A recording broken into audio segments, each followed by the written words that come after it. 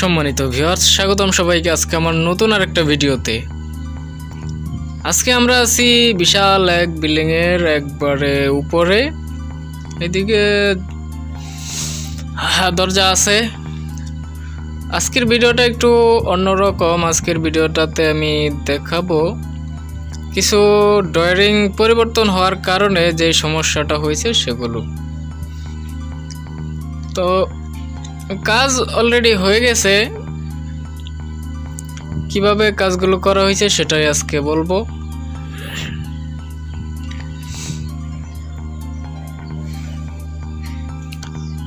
তো উপরে সিলিং থেকে দুইটা পাইপ কাটতে হয়েছে আমাদের। যেইখানে সার্কুলার বক্সটা আপনারা দেখতে পারতেছেন, এইখানে আমাদের ওই ওয়ালটা হওয়ার কথা ছিল। আগে ড্রয়িংয়ে এটা ছিল, কিন্তু পরবর্তীতে করছি কি এরা সব কিছু চেঞ্জ করছে অনেক কিছুই। আর যেই আমাদের এসডিবি থাকছে, এসডিবিটা হওয়ার কথা ছিল এইখানে, যে দিক দিয়ে আপনার পাইপ দেখতে পারতেছেন, এখানে এসডিবিটা হওয়ার কথা ছিল। কিন্তু এখন এটাকে কি করছে, ছোট একটা রুমে পরিণত করছে। যাই হোক,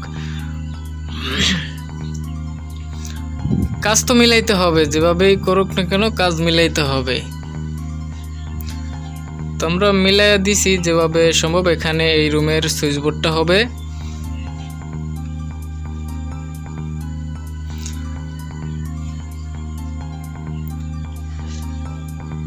আর আমাদের ডিবিটা হবে হচ্ছে এই জায়গা দিয়ে। আপনারা দেখতে পাচ্ছেন এখানে 4-5টা পাইপ আছে, দেখলেই বুঝবেন যারা ইলেকট্রিকের কাজ করেন। আর এখান দিয়ে উপর দিয়ে ওয়াল দিয়ে কাটটা পাইপটা মিলাইতে হয়েছে। আর এই দিকে হচ্ছে আমাদের মেইন লাইন। মেইন লাইনটা আমরা সিঁড়িঘর দিয়ে কাটটা উপরে উঠাইছি। তো প্রত্যেক ফ্লোরের সিঁড়িঘর দিয়ে লাইনগুলো কাটা হয়েছে। এখানে আমরা সিঁড়ির পাশে 1 ইঞ্চি পাইপ ব্যবহার করছি, আর রুমের ভিতরে আমরা 3-4 দিছি। এখানে 2টা ইউনিট আছে উপরে, 2টা ইউনিটের বাম পাশে একটা ইউনিটের মেইন লাইন গেছে, আর ডান পাশ দিয়ে এই ইউনিটের লাইনটা আমরা চালাইছি। এখানে একটা লাইন নামছে ফ্যান হুক থেকে, এখান থেকে আরেকটা লাইন এই জায়গায় আসছে। তো আমরা বরাবর কি করছি, মেন লাইনটা সোজাসুজি এখানে নিয়ে আসতে পারছি। আর এখানে ডিবি হবে, ডিবি থেকে সব জায়গায় সার্কুলিং হয়ে লাইনগুলি চলে যাবে। আর এখানে রান্নাঘরের লাইন দেওয়া আছে।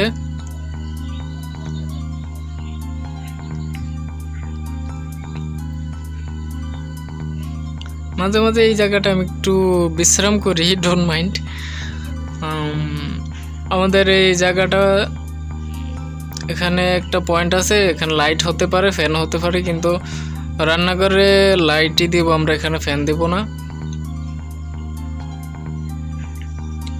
তো এইভাবে আমরা ওয়ারিংগুলো করছি। আর রান্নাঘরের লাইনটা এবার এই দিক দিয়ে আমরা নিয়ে আসছি, আর এখান দিয়ে লাইনটা এই পাশে দিয়ে দিছি। এখানে হবে রান্নাঘরের সুইচ বোর্ডটা, আর এদিকে আরেকটা পাওয়ার সকেট আছে। পাওয়ার সকেট থেকে আরেকটা লাইন এখানে আসবে। এখানে একটা ফ্যান হতে পারে, যদি ফ্যান হয় হবে, নয়তো এখানে লাইট লাগাই দেব। লাইট ফ্যান দুইটারই ওয়ারিং করা হবে সেখানে, আর সুইচগুলো থাকবে এই জায়গায়।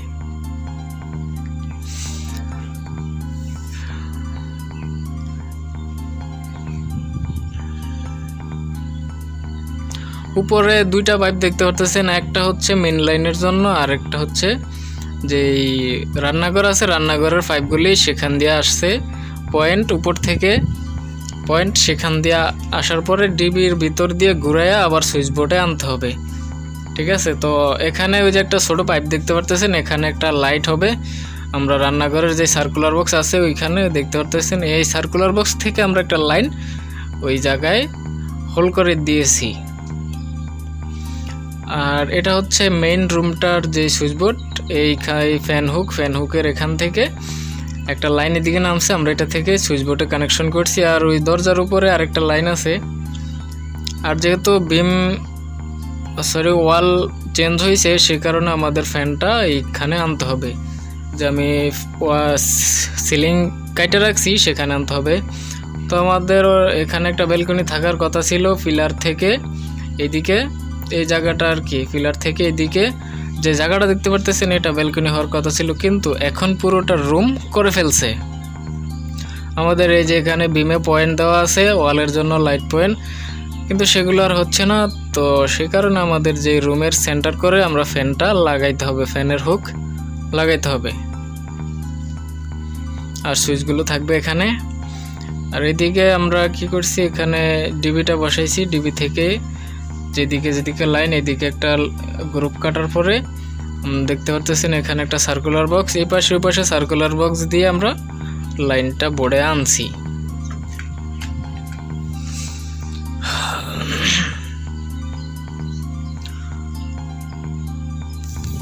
আর যেটা দেখতে পাচ্ছেন এখানে যে টয়লেট আছে, টয়লেটের জন্য একটা লাইন কিভাবে ওয়ারিং করতে হয়েছে, উপরে নিচে সার্কুলার বক্স দিতে হয়েছে। আর উপরে যে সার্কুলার বক্সটা ওটা হচ্ছে হিটারের লাইন পাস হবে, তারপর হবে কি হিটারের লাইন সেখান দিয়ে যাবে, আর এসির লাইনটা এদিকে চলে আসবে।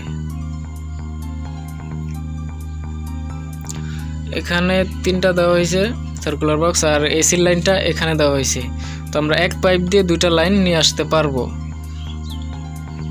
আর এখানে একটা এক্সস্ট ফ্যান বসানো হবে, আর একটা লাইটের জন্য এখানে পয়েন্ট দেওয়া হয়েছে, আর এক্সস্ট ফ্যানের জন্য ব্যান আমরা দিয়ে রাখছি। আর এদিক দিয়ে তাকালে দেখতে পারবেন বিশাল সমুদ্র।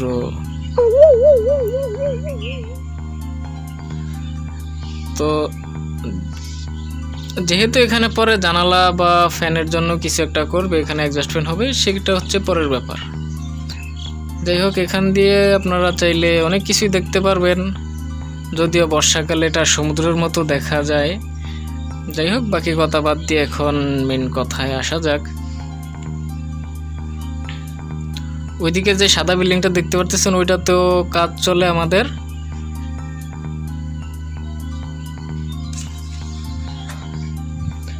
তো এখন কথা হচ্ছে যে ইলেকট্রিক্যাল যে পয়েন্টগুলি ছিল সব কিছু কিছু পয়েন্ট এলোমেলো হয়েছে, আমরা সেগুলো যেভাবে সম্ভব সেভাবে মিলাই দিতে হয়েছে। তো এই পাশে আরেকটা ইউনিট আছে, এখানে এটা হচ্ছে অন্য সিস্টেমে চেঞ্জ করছে, কারণ প্রথমে ছাদ ওয়ারিং কিন্তু দুটোটা এক কোয়ালিটিতে হয়েছে, কিন্তু পরবর্তীতে রুম সেটিংয়ের জায়গায় দুইটাকে দুইভাবে পরিবর্তন করছে। তো এখান দিয়ে কাটতে হয়েছে, দেখতে পারতেছেন কি পরিমাণ ঝামেলাটা হয়েছে। এখানে একটা লাইট পয়েন্ট দেওয়ার দরকার ছিল, সেটা কাটতে দিতে হয়েছে, কারণ আগের ডয়ারিংয়ে উপরে এভাবে ছিল না। তারপর এভাবে বিশাল বিশাল লম্বা করে ওয়াল কাটটা লাইনগুলি টানতে হয়েছে, অনেক সময় সাপেক্ষ বিষয়। সিলিং কাটতে হয়েছে, দেখতে পাচ্ছেন এটা কি পরিমাণ কাটতে হয়েছে। ওইদিকে ওয়ালের লাইটের জন্য কাটতে হয়েছে, এই ঝামেলা বিশাল। এখানে আবার কত বড় একটা লাইন কাটতে হয়েছে ওই টয়লেটের লাইনের জন্য। যাই হোক, চেঞ্জ হয়েছে, তো এখন তো কাজগুলো তো করতে হবে, কাজগুলো করতে হবে।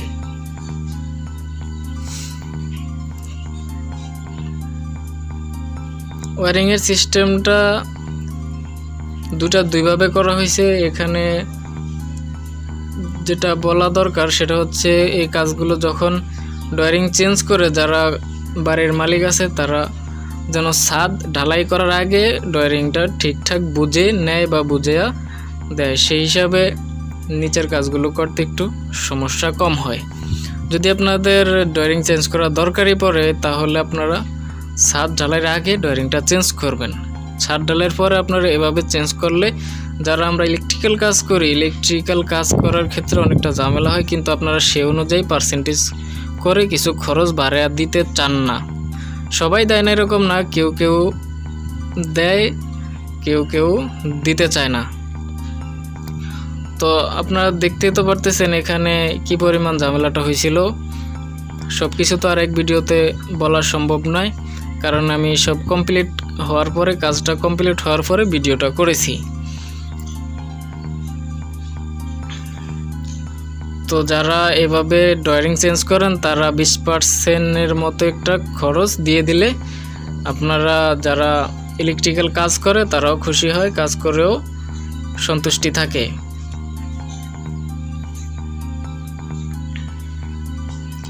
তো এই কথাটা আপনারা একটু বিবেক বিবেচনা করে দেখবেন।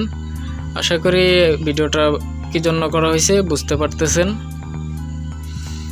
যদি ভিডিওতে কোনো রকম ভুল বলে থাকি তাহলে প্লিজ কেউ খারাপ কমেন্ট করবেন না, কারণ গাইস এখানে ডয়ারিং চেঞ্জ করলে অনেকটা সময়ের এবং ঝামেলার ব্যাপার স্যাপার আছে, সেই হিসেবে কিন্তু যারা বিল্ডিংটা তৈরি করে তারা সেই হিসাবে টাকা পয়সা দিতে চায় না, খুবই দুঃখের বিষয়।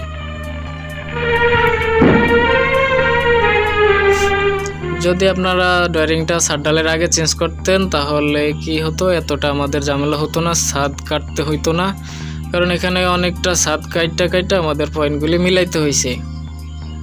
এছাড়া তো আর কোনো সিস্টেম নাই।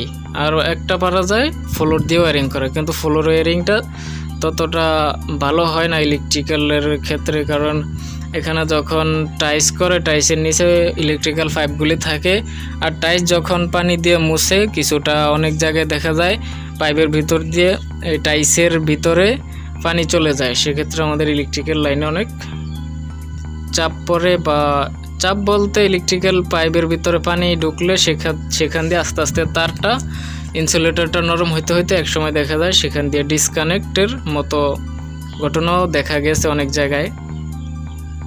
তো যাই হোক, আর বেশি কিছু বললাম না আজকের এই ভিডিওতে। ধন্যবাদ সবাইকে, ভালো থাকবেন, সুস্থ থাকবেন, দেখা হবে পরবর্তী এক নতুন ভিডিওতে। Good bye.